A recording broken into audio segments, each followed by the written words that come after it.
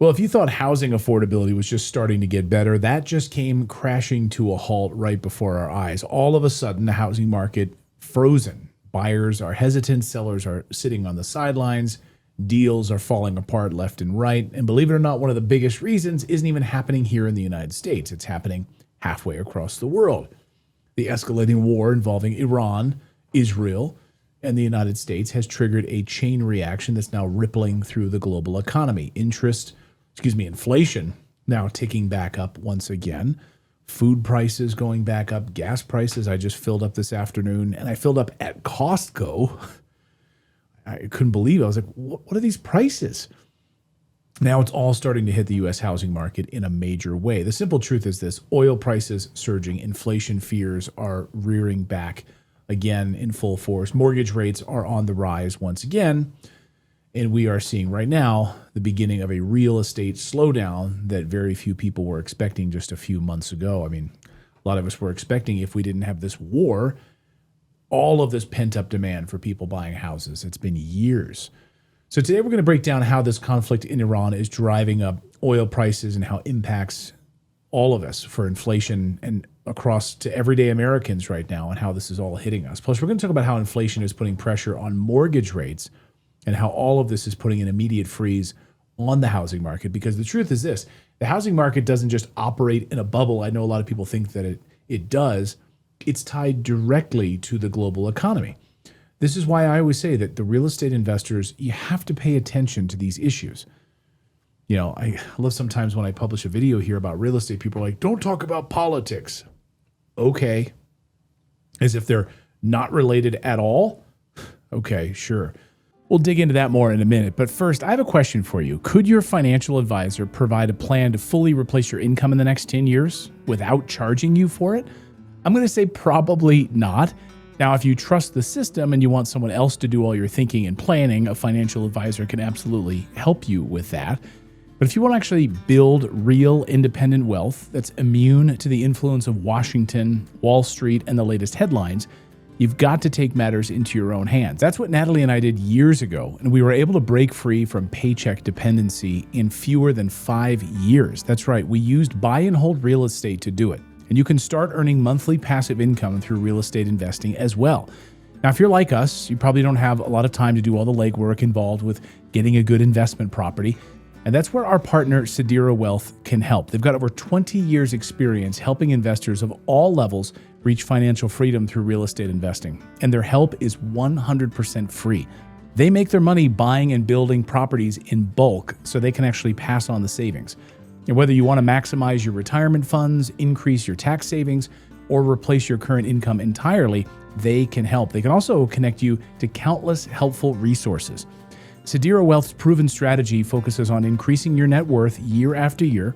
Most people need just 5 or 6 properties to replace their annual income, and many do it in just 10 years or less. So if this resonates with you, don't just think about it. Take action now by going to redacted.inc/wealth. It's redacted.inc, not .com, redacted.inc/wealth, and book a free call with the Sedera Wealth team. And when you're done, you can come back and finish this video knowing that you've taken a significant step in bettering your financial future. So now, assuming that you've done all that, let's get back to it. So housing doesn't operate in a bubble. It's tied directly to the global economy. So to understand what's happening in real estate, we first have to talk about oil. Like it or not, oil is critical to the global economy. Nearly everything you buy depends on it. I mean, shipping, transportation, manufacturing, food production, clothing. That's why when oil prices spike, you don't just feel it at the gas pump. It ripples through the entire economy. And right now, that's exactly what we're seeing unfold. The war involving Iran, Israel, and the United States has disrupted one of the most critical oil supply routes in the world, the Strait of Hormuz. Of course, Iran has shut it down. We just heard from the new leader of Iran who said, hey, we are not going to open this at all for the United States. They're going to have to beg us to open it. That's what happens when you launch a war against a country that didn't do anything to the United States and certainly didn't invade the United States. So this narrow shipping lane handles roughly 20% of the world's oil supplies. So when tensions rise in that region, there's an immediate and powerful reaction, and it's closed. And when supply from the Middle East becomes uncertain, that market instantly prices in the risk of these shortages. In fact, some analysts say this conflict has already caused one of the largest disruptions in the global oil markets in history. That's why gasoline prices jumped quickly after this conflict started. Lloyd's of London, which insures all these ships, for the first time in their history since the 1600s, they dropped insurance for these tankers. The first time ever? They love making money off of like dangerous conditions. Done. So in just a short time, gas prices climbed more than 20%, reaching 3.63 cents per gallon. And when energy costs surge at an alarming rate, guess what also follows?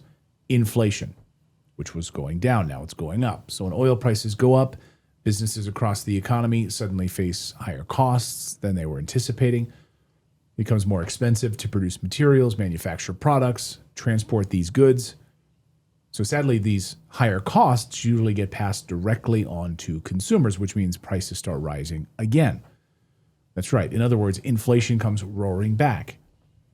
And economists say energy shocks like this can obviously push inflation significantly higher, even create the risk of stagflation. Slow economic growth combined with these rising prices, and inflation is the number one thing the Federal Reserve is watching. So if inflation starts accelerating again, the Fed can't cut interest rates. In fact, they may keep rates rising for much longer. And that leads directly to the next problem, mortgage rates. Realtor.com recently reported that since oil prices recently surged past $100 per barrel, a level not seen since the inflation crisis during the Biden years of 2022, stagflation has become a huge threat to the usually bustling spring housing market, and it looks like it's grinding to a halt. That's because, again, mortgage rates are closely tied to long-term interest rates and inflation expectations. So anytime there's a risk of surging inflation, borrowing costs rise as well. After finally dipping below 6%, the average 30-year mortgage rate jumped back to around 6% as inflation fears returned due to everything that we're seeing with this war against Iran. Now, that might not sound like a huge increase, but as you know, in real estate, small changes in rates can make a massive difference. For buyers on a budget, even a 1% interest in mortgage rate can mean hundreds of dollars in their monthly payment. I mean, that's why some of these builders have been doing buy down rates right now in order to cushion that blow of your monthly mortgage payment. So that little bit, that 1%, that's enough to push a home purchase out of reach for some Americans. I mean, do you remember what happened in 2019 when suddenly interest rates ticked up? The entire housing market just went whoomp, just ground to a halt. And that was just like a small interest rate increase. So this one now we're seeing means fewer buyers in the market, which of course slows the housing market down to a halt. Now, this rate jump has single-handedly undone much of the progress we've seen in the housing affordability over the last several months. Basically, this war against Iran has in many ways undone everything that Trump has been trying to do. Bringing inflation down, gas prices really, really low, food affordability, housing affordability. You just blew everything up because you're run by, your administration is run by globalists who are just telling you what to do. So unfortunately, this situation is happening at a particularly dangerous time. As I mentioned earlier, spring is normally the most crucial season in the U.S. real estate market. Spring typically is peak season. Better weather invites more curb appeal. Sunday, Saturday, people want to hit the road, go out and look at properties, right? Lots of open houses. There's lots of buyer demand. So homes listed in the springs tend to sell faster for a much higher price.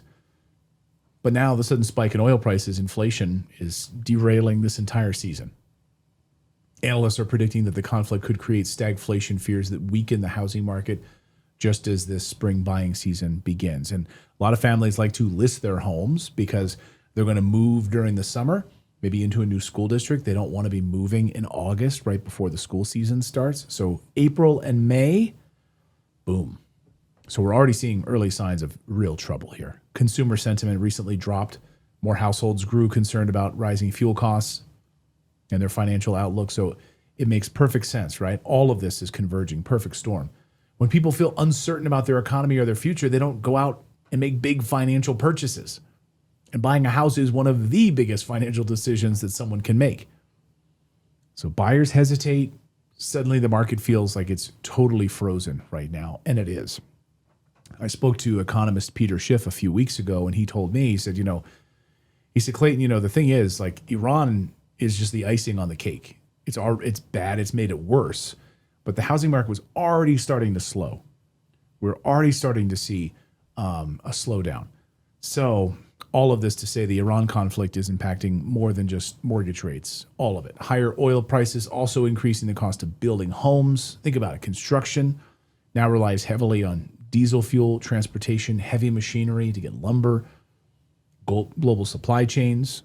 So when energy prices surge, the cost of building materials, transportation goes up as well. This can slow down new construction projects, make homes more expensive to build. At the same time, a higher cost of living squeezes household budgets. People don't have enough money to spend on gas, groceries, utilities. They have far less money now available to spend on housing. So this combination is creating a powerful slowdown all at once. Lower demand, higher borrowing costs, economic uncertainty in the Middle East. This is putting a total freeze on the housing market right now. So the housing market is, of course, affected by local conditions, but is also responding to the entire global economy. And right now, this conflict involving Iran is sending shockwaves through these energy markets. Inflation expectations, stock market being crushed. So as oil prices are surging, inflation fears are returning, mortgage rates are rising. The result is a housing market that is suddenly frozen. Now, the next big question is what happens next? Because if the conflict escalates and oil continues climbing, $200 a barrel,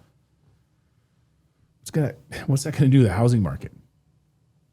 Or when things stabilize before will real estate take a bigger hit when things stabilize? It's hard to say. The thing with real estate is we get these markers in the economy when the Fed cuts rates. Real estate always trails by about 6 months to a year is when we really see it in the real estate market. It's odd how that happens, but that's usually the way it rolls. So when energy shocks hit the global economy, we have to look at history, right? Housing is rarely that far behind.